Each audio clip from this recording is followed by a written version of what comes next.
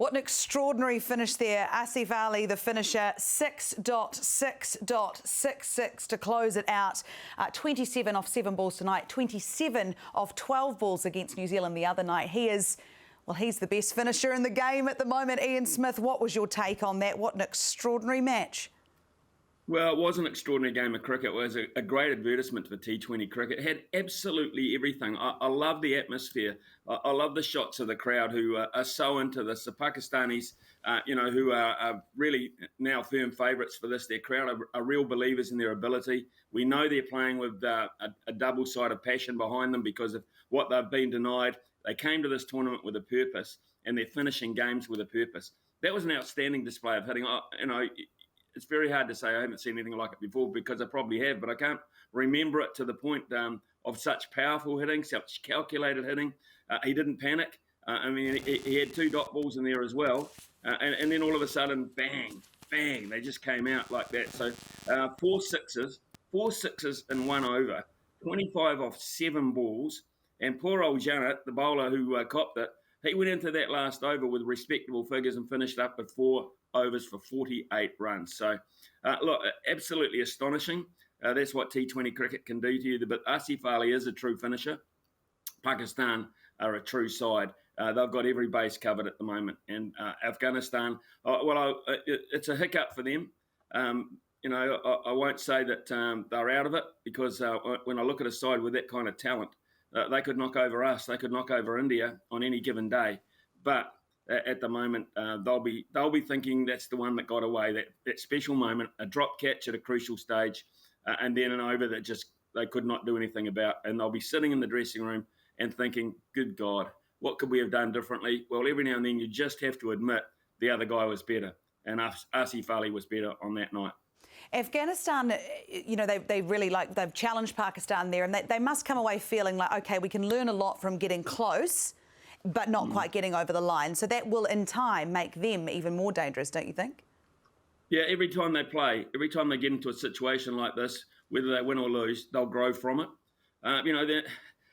They are an experienced side as a unit, but not all the time in these kind of environments. They play a lot of cricket against lesser nations, and they win a lot there. So when they get in this pressure situation and they've got a winnable situation against a very powerful side, they're not quite used to it.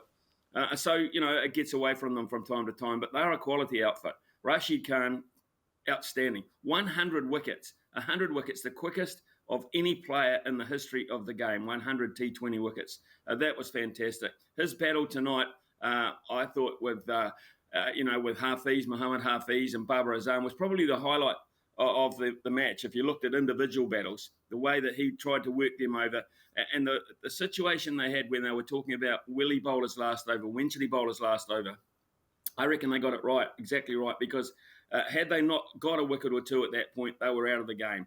They needed him to get wickets. He got a wicket for them. He got a crucial wicket for them and brought them back into play. So I think that tactically they didn't do much wrong. Afghanistan, it's just that Asif Ali got it exactly right.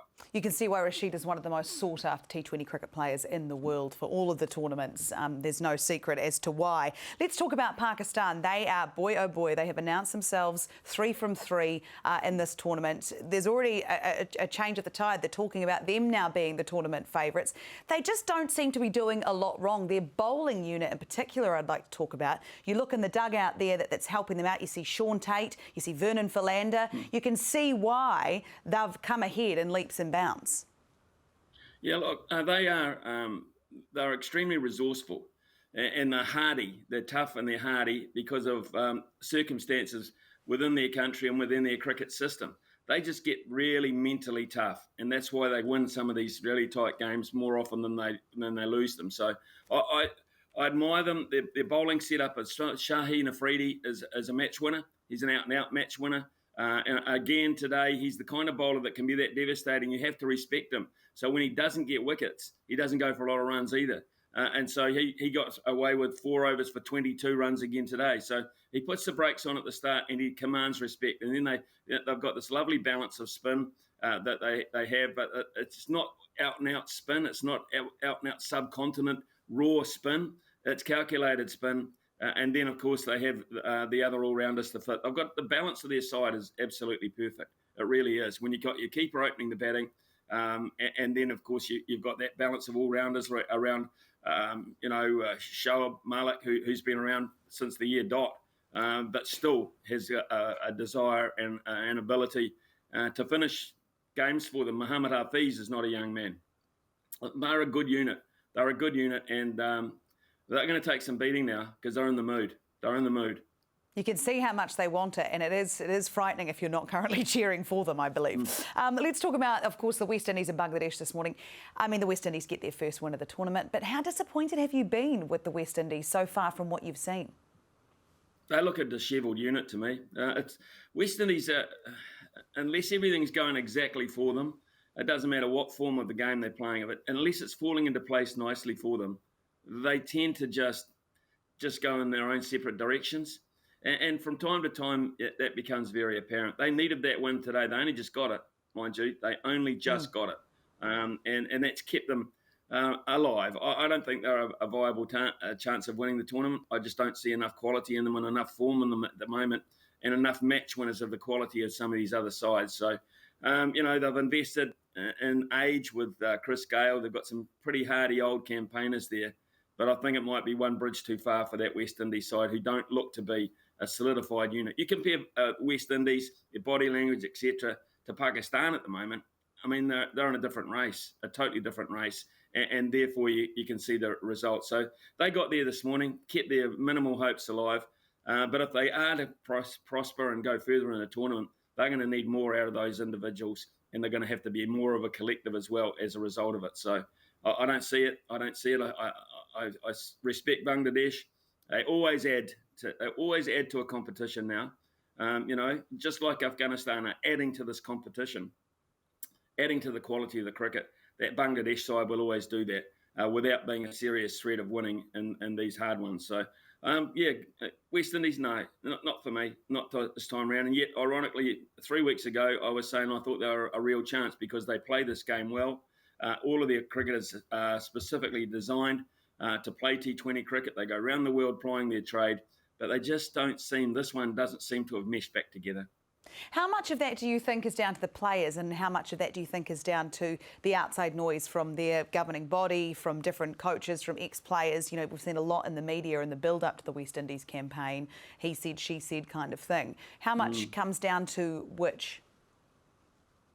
Well, I think, the West Indies, you've got to understand, is made up of a lot of countries. It's not just like they all come from one island and, they're all mates and that. They come from different backgrounds to a large degree. And the cricketing side of it is usually the one that galvanises them all together.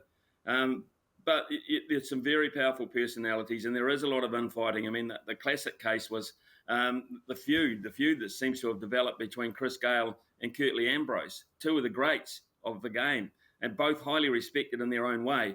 But it's not a good look when those guys go head to head at each other in social media. So, and those kind of undercurrents seem to exist more around the West Indies because those players, they're specialist T20 players. They sit very highly in terms of franchises. They earn a lot of money, and for that particular reason, they seem to have a lot of voice.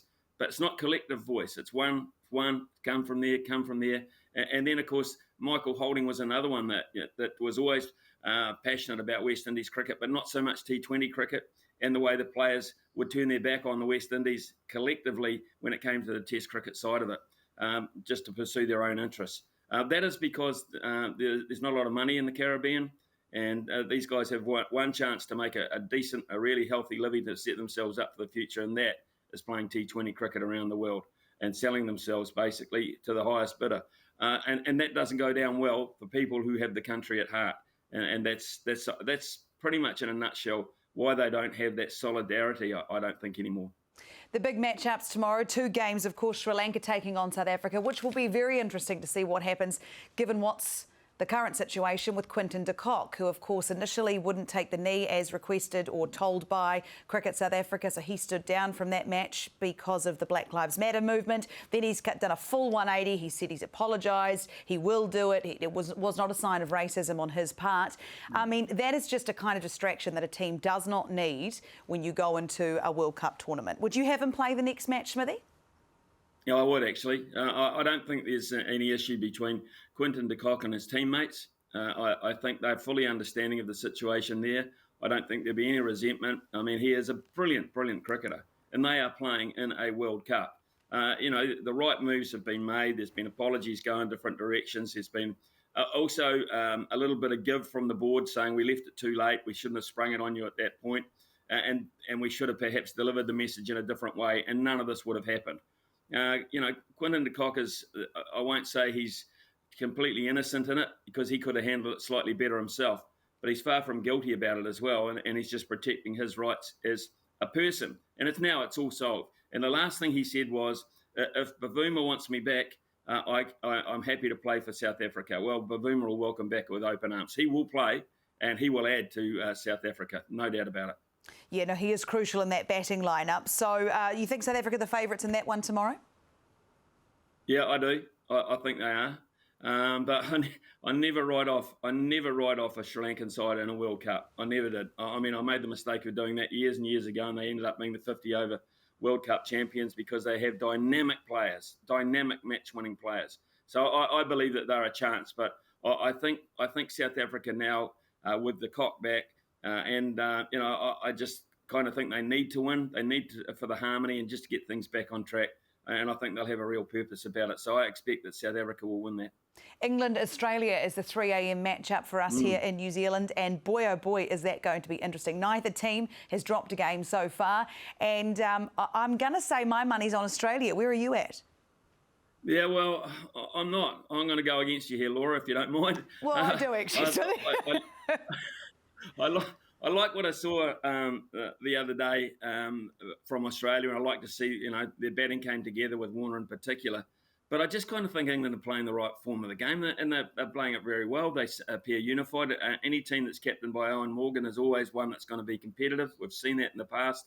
And they just, Jason Roy and those type of players are just coming together well. Mo and Ali making solid contributions. And I think England will win this. And whoever wins this, I think, are basically guaranteed a semi-final spot. So it's a massive match. If you lose this one, you're back under pressure because it's probably the more competitive group than ours in terms of quality across the board. But I'm going for England. I'm going to go England to beat Australia, but another thrilling match, a really close encounter with a lot of feeling about it, and it's a preemptor of the Ashes as well. That's not too far away for us here on Sky. So nice to see them go head to head. And you'll be loving that Ben Stokes has made himself available for those Ashes, Smithy. Oh, look, just adds to it, doesn't it? Just out of the blue, all of a sudden you get this great news. Stokes is back. Mentally, he's back in shape. The finger's good. And he wants to play. And, when you know Ben Stokes, you know how competitive he is and how much he adds to any team that he plays and that all-round balance. Look, if he can get into groove, he can use those early matches to get himself up and running. Stokes will be a massive factor. I can't wait. It just adds to the whole package that the Ashes is going to be. It's going to, sensation, the highlight of the summer for me. It's going to be fantastic. It absolutely is. Talking about teams under pressure just before, New Zealand now under a little bit of pressure for their next matchup against India. The win from Pakistan tonight probably assures them the next step in this tournament, which opens up that second spot that I know New Zealand would like. What do you think our chances are against India? Well, on what I've seen tonight, we're going to have to play well whatever against Afghanistan. So let's not say that you beat India, you're through, because that is not the case.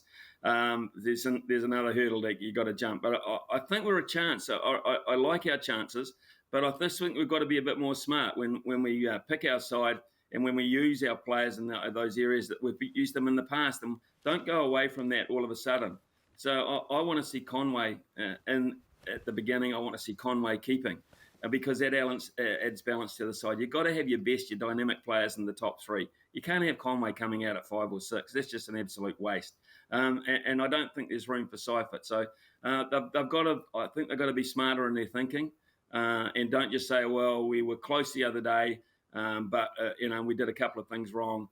Let's give the same guys the chance. I don't think that's the case. Milne's got to come in, obviously. And we've got to have pace and fire. And what I would do is have a real crack at India at the top of the order and go at them with Southey and Bolt and Milne and have a real fly, because if you knock them over, you get 2 or 3 of those top players out early, you will restrict them. There's no doubt about it. All right, Ian Smith, I want to thank you so much for your thoughts and your time this morning. We'll see you again very soon. Do not forget, though, the next matchups, 11 o'clock tonight on Sky Sport 3 is South Africa taking on Sri Lanka, and then the big one, England taking on Australia, 3 a.m. Sky Sport 3. Then we'll wrap it all up for you tomorrow morning. We'll see you then.